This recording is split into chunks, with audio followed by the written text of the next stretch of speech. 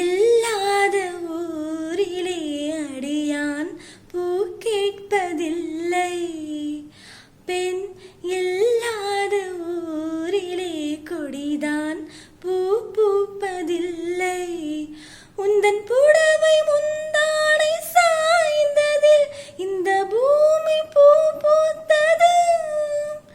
இது கம்பன் பாடாத சிந்தனை உந்தன் காதோடு யார் சொன்னது? புது வெள்ளை மழை இங்கு பொழிகின்றது. இந்த கொல்லை நிலா உடல் நனைகின்றது.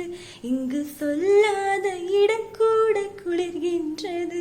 மனம் சூடான இடம் தேடி நனைகின்றது.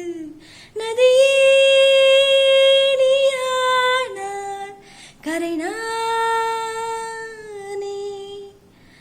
சிறு பறவை நீயானால் உன்